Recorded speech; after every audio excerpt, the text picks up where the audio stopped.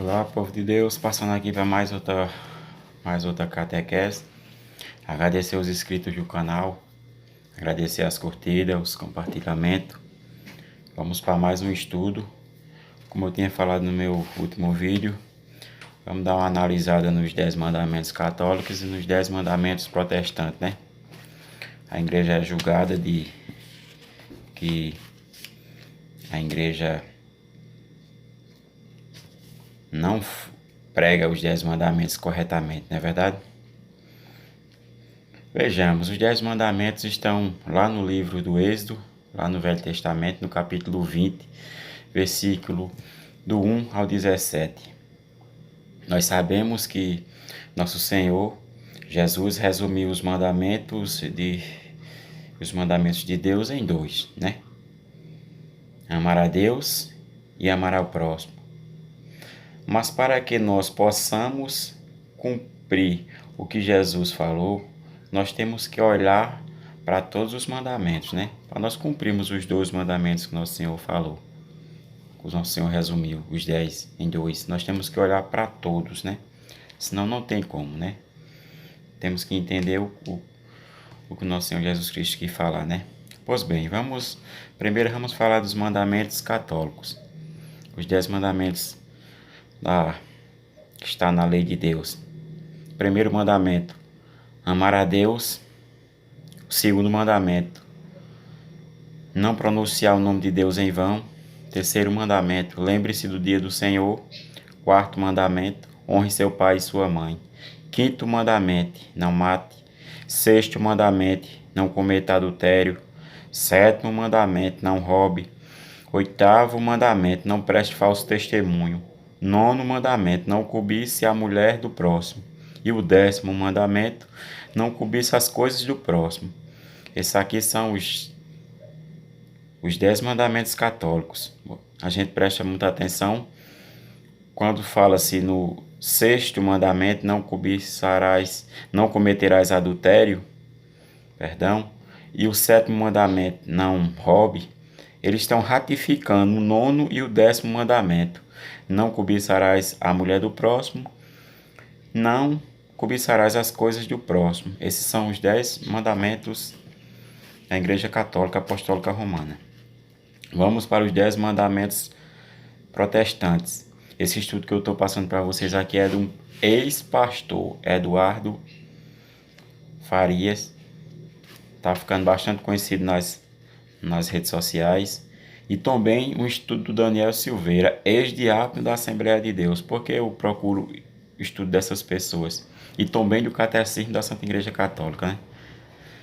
Por quê? Porque eles foram protestantes, estava dentro do núcleo do protestantismo, eles sabem explicar bem qual é a grande diferença que existe, né?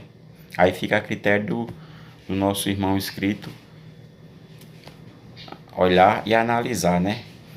O católico, ele analisa bem claramente essa questão dos mandamentos, lá no Catecismo, no número 2065, lá fala claramente essa questão dos mandamentos. O católico que quiser dar uma aprofundada, procure no Santo Catecismo, que tá bem explicativo lá. Vamos para os mandamentos dos protestantes, prestem atenção. Primeiro mandamento, amar a Deus acima de todas as coisas. Segundo mandamento, não farás para ti imagem esculpida. Terceiro mandamento, não fala o nome de Deus em vão. Quarto mandamento, lembre-se do dia do Senhor. Quinto mandamento, honre seu pai e sua mãe. Sexto mandamento, não mate. Sétimo mandamento, não cometa adultério. Oitavo mandamento, não roube. Nono mandamento, não preste falso testemunho. 10º mandamento, não cobiçarás. Vocês prestaram atenção que o segundo mandamento que os protestantes seguem é não farás para ti imagem esculpida. Mas esse mandamento não é essa questão aí não é um mandamento. Essa questão aí é um preceito do primeiro mandamento. Se você quiser prestar bem atenção, você vai lá no Êxodo, no capítulo 20, igual eu já falei. No versículo do 1 ao 17 está escrito todos os mandamentos lá. Aqui é um preceito. Não farás para ti imagem esculpida, é um preceito do primeiro mandamento. Ora, se você ama Deus acima de todas as coisas, você não vai ter ídolo, você não vai ter falsos deuses. Esse é um preceito do primeiro mandamento, não é verdade? E o último mandamento eles condensaram, ficou igual. Não cobiçarás a mulher do próximo e não cobiçarás as coisas do próximo. Ficou igual. Ora, cobiçar a mulher do próximo é cobiçar as coisas do próximo, tem um peso diferente, não é verdade? Cobiçar a mulher do próximo é diferente de cobiçar as coisas do próximo. Cada um bota na sua consciência que é diferente. Lá quando tá lá no livro do Êxodo, tá tudo, como que se fala? Tá tudo misturado, mas quando a gente separa os mandamentos, tem um peso diferente, não é verdade? A gente sabemos que tem um peso diferente.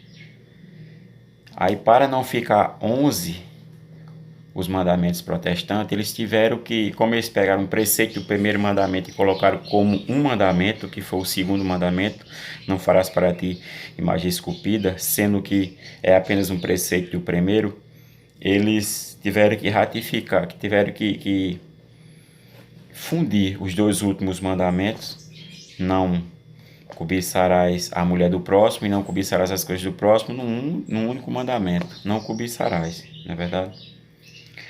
Mas a gente ainda fica aquela questão, né?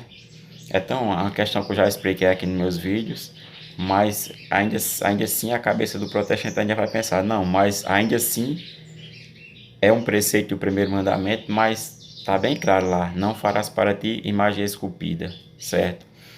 De fato, lá está escrito dessa mesma maneira. Sabemos que Deus é onisciente, ou seja, ele não pode ser contraditório, ele não pode errar. Então nos resta pela lógica entender que existem dois tipos de imagem, as permitidas e as proibidas. É absolutamente lógico que as imagens de ídolos são diferentes das imagens sagradas. Se a proibição do Êxodo 20 fosse uma proibição de todas as imagens, então o próprio Deus pecou contra o mandamento que ele mesmo criou. Lógico que não. Imagens sagradas são completamente diferentes de imagens de ídolos.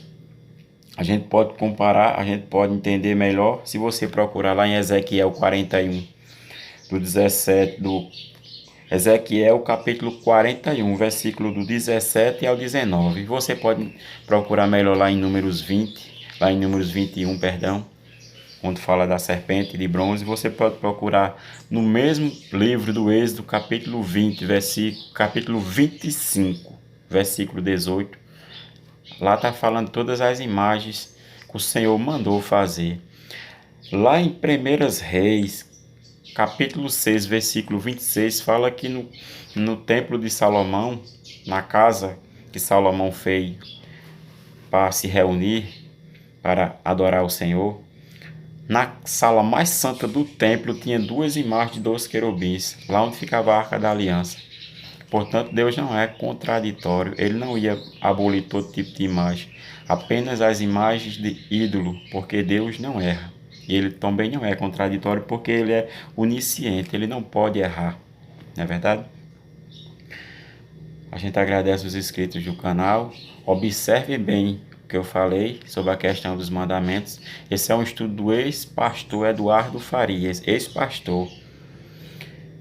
22 anos aproximadamente nas igrejas evangélicas, foi pastor por 10 anos da igreja presbiteriana e hoje ele é missionário católico. Também o missionário Daniel Silveira, que teve uma quantidade de anos também, não vou dizer a quantidade aqui para eu não errar, mas uma quantidade de anos bastante significante no meio do protestantismo, lá na Assembleia de Deus, era diácono, próximo, bem pertinho de ser nomeado pastor, e ele saiu porque estudou a verdade e conheceu a verdade, né? Como fala lá em João, conhecereis a verdade e a verdade vos libertará, né? Eles foram libertos dos enganos, né?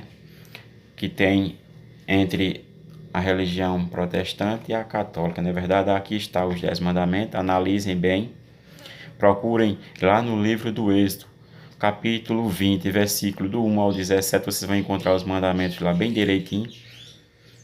para os irmãos católicos analisar melhor a questão dos mandamentos, procurem lá no Catecismo, como eu já falei, lá no número 2065, lá está explicando bem detalhadamente. Valeu? Muito obrigado. Que Deus abençoe todos vocês, que Nossa Senhora nos proteja de todo mal, não é verdade? Agradecemos por os inscritos novamente, pelas curtidas.